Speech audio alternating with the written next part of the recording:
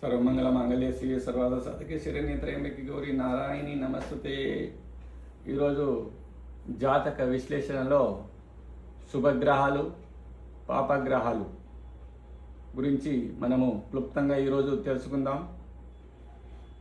మనకు శుభగ్రహాలు 4, అందులో పరమ శుభగ్రహాలు 2, పాపగ్రహాలు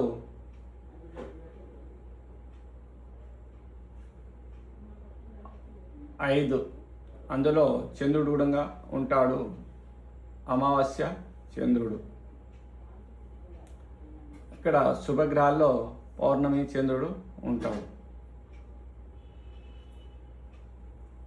గురు 200% శుభుడుగా ఉంటాడు. ఏ జాతకానికైనా శుభత్వం చేస్తాడు.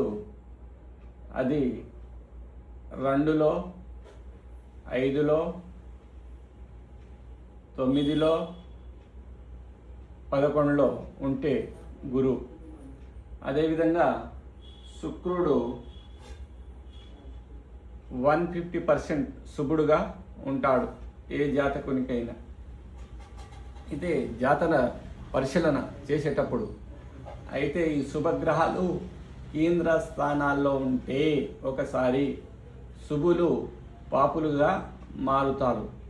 అదే కేంద్ర స్థానంలో పాపులు శుభులుగా మారుతారు. అదేవిధంగా కోణాల్లో పాపగ్రహాలు పాపులుగా మారుతారు, శుభగ్రహాలు శుభులుగా మారుతారు కోణాల్లో ఉంటే. అయితే బుధుడు 100% శుభుడుగా ఉంటాడు. చంద్రుడు 15 రోజులు శుభుడుగా ఉంటాడు. పౌర్ణమి రోజు 100% శుభుడుగా ఉంటాడు. అందుకోసము పౌర్ణమి రోజు జన్మించిన వ్యక్తులు చాలా ధనవంతులుగాను ఆకర్షవంతులుగా ఉంటారు. అదేవిధంగా పాపులు రావు 200% పాపిగా ఉంటాడు రావు. అదేవిధంగా శని 150% పాపి.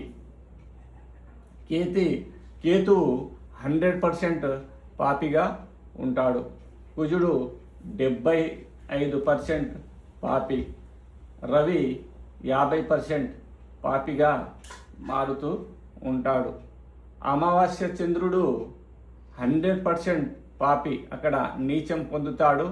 అదేవిధంగా రవికి ముందలున్న, రవితో కలిసిన, రవి వెనుక రాశిలో ఉన్న చంద్రుడు నీచం పడి ఉంటాడు. క్షీణచంద్రుడు అవుతాడు, దాన్ని నీచం అంటారు. క్షీణచంద్రుడుగా ఉంటాడు, అక్కడ బలం లేని చంద్రుడు. అందుకోసము 100% పాపి. అంటే అక్కడ రవితో కలిసిన, రవి ముందు రాశిలో ఉన్న, రవి వెనుక రాశిలో ఉన్న అతని మనసు ఎప్పుడు చంచలంగా ఉంటుంది. కాబట్టి అమావాస్య చంద్రుడు పాపిగా మారుతాడు. ఒకసారి కన్యా లగ్నం అనుకుంటే కన్యా లగ్నానికి 1, 4, 7, 10 ఈ 1, 4, 7, 10లో పాపగ్రహాలు ఉంటే అవి శుభులుగా మారుతాయి. అదేవిధంగా శుభులు ఉంటే గురు, శుక్రుడు, బుధుడు, పూర్ణచంద్రుడు ఉంటే కేంద్రాల్లో అవి పాప ఫలితాలను ఇస్తాయి. పాపాలుగా కేంద్రాధిపత్య దోషము బుధుడు, గురువు, శుక్రుడు, చంద్రునికి కేంద్రాధిపత్య దోషము బుధ గురువులకు ఉంటుంది. అదే పాటు అవి కేంద్రాల్లో ఉంటే శుభగ్రహాలు పాపులుగా మారిపోతాయి.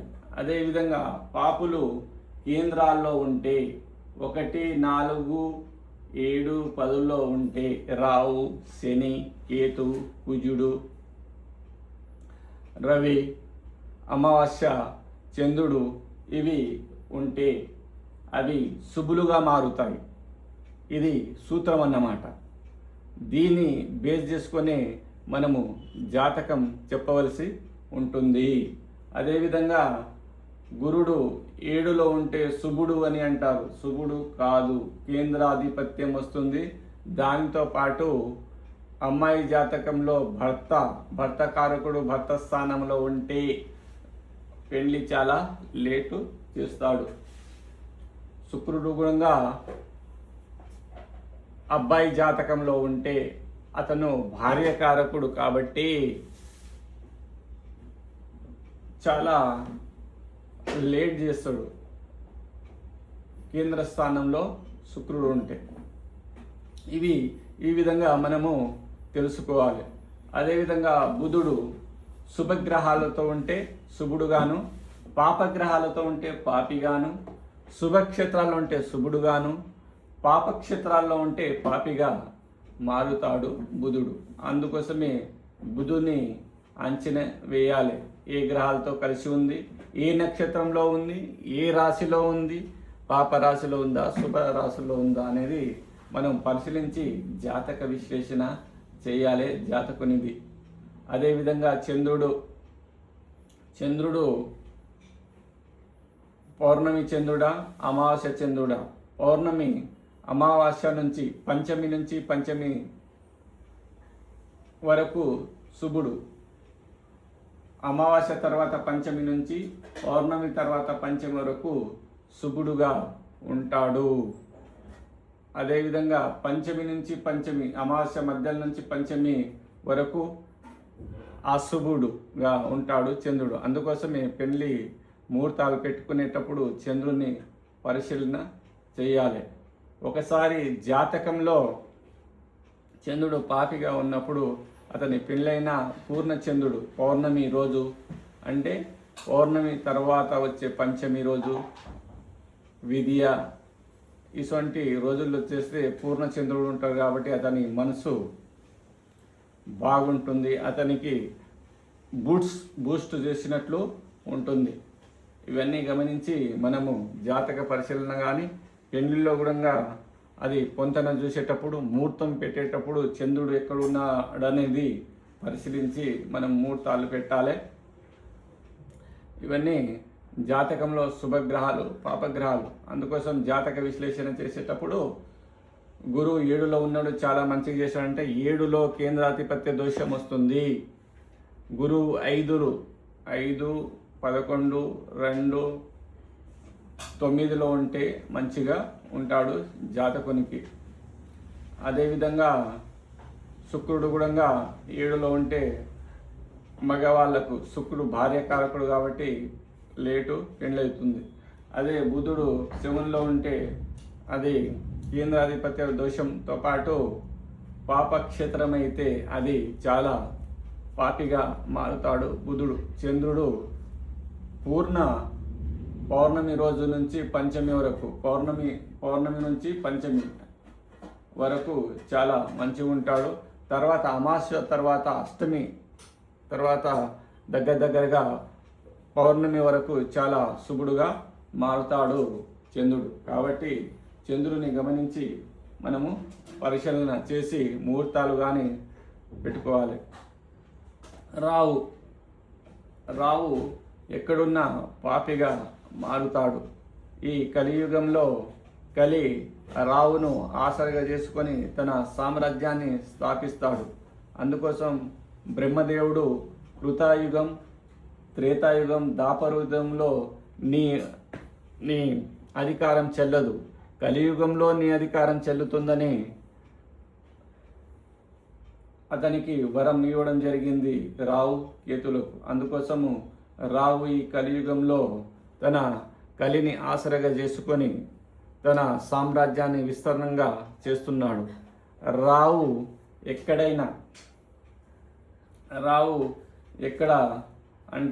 ఎక్కడెక్కడ ఉంటాడంటే మద్యపానము, మాంసము, పేకాట, జూదాలకు కారకుడు ఈ రావు. వేశ్యగృహాలకు కారకుడుగా రావు. కాబట్టి ఇవన్నీ విస్తరంగా జరుగుతున్నాయి. మనకు 1990లో చూస్తే ఎక్కడో దొంగచాటున ఒక బీర్ షాప్ ఉంటుండే. ఇప్పుడు రోడ్డు కిలోమీటర్కు బీర్ షాపులు అయిపోయినాయి. కాబట్టి తన సామ్రాజ్యాన్ని రావు రూపంలో విస్తరణ చేస్తున్నాడు. అప్పుడు ఈ మధ్య కాలంలో కూడా మాంసం తినడం అందరూ చాలా ఎక్కువ తింటున్నారు. అప్పుడు ఏదో వారానికి ఒక రోజు తింటే ఇప్పుడు ప్రతిరోజు తిని అంత పబ్లిక్ తినే అంటే మనము రావు తన కలి ప్రభావాన్ని మొత్తం విస్తరణ చేస్తున్నారు. అందరూ మద్యపానానికి డ్రగ్స్కు ఈ అలవాటు చేసేది రావు. కాబట్టి కలియుగం ప్రారంభమై 5026 సంవత్సరాలే అవుతుంది. ఇంకా లక్షల సంవత్సరాలు ఉన్నాయి.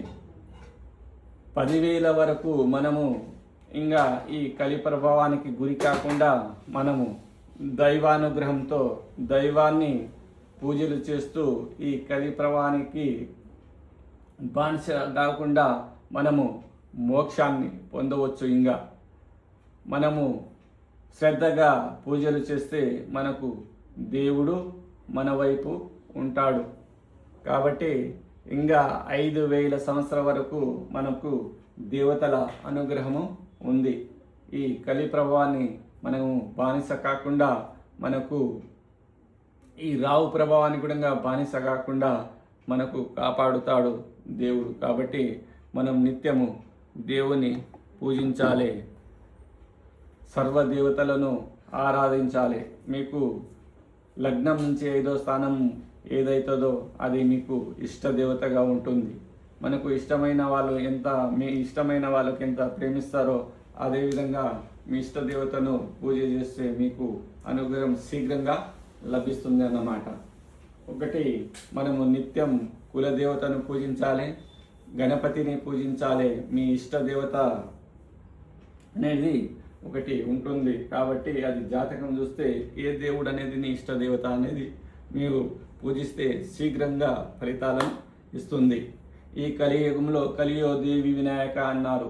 ఈ కలియుగంలో ఆది పరాశక్తి, ఉచ్చిష్ట గణపతి, కాలభైరవుడు, పంచముఖ ఆంజనేయ స్వామి మాత్రమే ఈ కలి ప్రభావం నుంచి మనకు మోక్షాన్ని ఇవ్వగల దేవతలు. ఈ కలి ప్రభావాన్ని గురి కాకుండా చేసే దేవతలు అన్నమాట. మనకు వచ్చే ఆపదలను కాపాడే దేవతలు ఈ నలుగురు దేవతలు. కాబట్టి మనము అన్ని దేవతలను ఆరాధించిన ఈ దేవతలను మాత్రం నిత్యం పూజించాలి. మనకు యుద్ధం వచ్చినప్పుడు సోల్జర్ లాగా అన్నమాట ఈ ఉగ్ర దేవతలు. పంచముఖ ఆంజనేయ స్వామి అప్పుడు ఉగ్ర రూపం దాల్చినప్పుడే పంచముఖంగా మారడం జరిగింది. అదేవిధంగా ఆదిపరాశక్తి కాళీమాత, కాలభైరవుడు, ఉచ్చిష్ట గణపతి కూడా ఆదిపరాశక్తి వంశనే. కాబట్టి ఈ నలుగురు దేవతలను మనము నిత్యము ఆరాధన చేస్తే మనము కలి ప్రభావము పడకుండా ఉంటుంది. మనకు ఎల్లప్పుడూ ఆ దేవతల ఆశీర్వాదం ఉంటుంది. కాబట్టి ఈరోజు పాపగ్రహాలు శుభగ్రహాల గురించి మనము చాలా మంచిగా తెలుసుకుందాం. అదేవిధంగా శని 150% పాపిగా ఉంటాడు, కేతు 100% పాపిగా ఉంటాడు, కుజుడు 75% పాపిగా ఉంటాడు, రవి 50% పాపి, అమావాస్య చంద్రుడు 100% పాపిగా ఉంటాడు. ఈ గ్రహాలను బట్టి మన ప్రదేశాలను కూడా కేటాయించవచ్చు. గురు అంటే విశ్వవిద్యాలయం, మనం హైదరాబాద్లో చేసుకుంటే ఉస్మానియా యూనివర్సిటీ గురువు ప్రభావంతో ఉంటుంది. అదే శుక్ర ప్రభావం ఎక్కడ ఉంటుందంటే Banjara hills, Jubilee hills, Madhapur ఇటువంటి ప్రాంతాల్లో. అదేవిధంగా ఇప్పుడు కోకాపేట, గచ్చిబౌలి. బుధుడు అనేది వ్యాపార ప్లేస్లో ఉంటుంది. ఒక ప్లేస్ని మనం కేటాయించినప్పుడు మనం చూసినప్పుడు అది ఏ గ్రహ ప్రభావంతో ఉందనే కూడా పరిశీలన చేయాలి. ఇప్పుడు బేగం బజార్ చూసుకుంటే మనకు బుధుని ప్రభావం ఉంటుంది అక్కడ. అదే చంద్రుని ప్రభావం అంటే ఎక్కడైతే పూల తోటలు, పానీయాలు నిత్యం ఈ మార్కెటింగ్ చేస్తూ ఉంటారో కూరగాయలు అనేవి చంద్రుని కింద వస్తుంది. అదే రావు ఈ మూసీ నది స్లమ్ ఏరియా అనేది రావు కిందికి వస్తుంది. స్లమ్ ఏరియా రావు ప్రభావంపై ఉంటుంది. స్లమ్ శని, ఈ పటాన్ చెరు కార్మికుల అందరూ శని ప్రభావంపై ఉంటారు. అందుకోసం మనం ప్లేస్ను చూసినప్పుడు ఏ గ్రహ ప్రభావం ఆ ప్లేస్లో ఉన్నదని పరిశీలన చేయాలి. కేతు అంటే దేవాలయాలు, దేవస్థానాల భూములు అన్నీ కేతు ఆధీనంలో ఉంటాయి. అదేవిధంగా కుజుడు అంటే ఈ మిలిటరీ స్థలాలు, మనకు ఈ మేదీపట్నం కానీ సికింద్రాబాద్లో కానీ ఈ మిలిటరీ స్థలాలు ఉంటాయి. ఈ పోలీసుల స్థలాలు, మిలిటరీ స్థలాలు, గ్రౌండ్స్, ట్రైనింగ్ ప్లేసెస్ అన్నీ కుజుని ఆధీనంలో ఉంటాయి. అదేవిధంగా రవి అంటే ఐఏఎస్లు, ఐపీఎస్లు ఉండే స్థలాలు, రాజకీయ నాయకులు ఉండే స్థలాలు, రాజకీయ నాయకులు ఉండే భవనాలు అన్నీ రవి ఆధీనంలో ఉంటాయి. కాబట్టి మనము ఏదైనా ప్లేస్కు వెళ్ళినప్పుడు ఏ గ్రహ ప్రభావం వల్ల ఈ ప్లేస్ ఉందని పరిశీలన కూడా చేయాలి. ఎక్కడైతే మనము పరిశీలన చేస్తామో అదేవిధంగా ఎవరికైనా శుక్రుడు, బుధుడు బాగుంటే జూబ్లీ హిల్స్, బంజారా హిల్స్, అదేవిధంగా మాదాపూర్, కోకాపేట, గచ్చిబౌలి ఈ స్థలాల్లో వాళ్ళు స్థలాన్ని కొనుక్కుంటారు. అదేవిధంగా గురువు బాగుంటే విశ్వవిద్యాలయ పక్కన అటువంటి స్థలాలను ఉంటారు ఉపాధ్యాయులు కానీ, గురువులు కానీ. అదేవిధంగా ఈ స్థలాలను అంటే తన జాతకంలో ఏదైనా ఏ గ్రహం మంచి ఉందో ఆ ప్లేస్కి వెళ్ళి అతను గృహం కట్టుకోవడం జరుగుతుంది. ఇవన్నీ మనం పరిశీలించాలి. రావు, అతని జాతకంలో 2వ స్థానంలో రావు ఉంటే అతను స్లమ్ ఏరియాలో ఉంటాడు. శని ఉంటే కార్మిక ఉండే స్థలాల్లో, అసొంటి స్థలాల్లో గృహ నిర్మాణం జరుగుతుందన్నమాట. కేతు ఉంటే దేవాలయాల పక్కల ఇసొంటి స్థలాల్లో పోయి అతను గృహాన్ని నిర్మించుకోవడం జరుగుతుంది. కుజుడు ఉంటే మిలిటరీ స్థలాలు, మిలిటరీ దగ్గర లేకుంటే పోలీస్ ట్రైనింగ్ ఆ పక్కల ఇళ్ళు గృహము నిర్మించుకోవడం జరుగుతుంది. రవి అంటే రాజకీయ నాయకులు అక్కడక్కడ అది తన రవి ఎంత బలం ఉన్నాడో అది చూసి అక్కడ వాళ్ళు గృహం నిర్మించుకుంటే మన జాతకమే మనకు జీవితాన్ని ఎక్కడెక్కడ మలుతుందనేది మనము ఈ గ్రహాలను చూసి తెలుసుకోవచ్చు. ఈరోజు మంచి వీడియో చేసినాము, అందరూ ఆదరించగలరని కోరుకుంటున్నాను.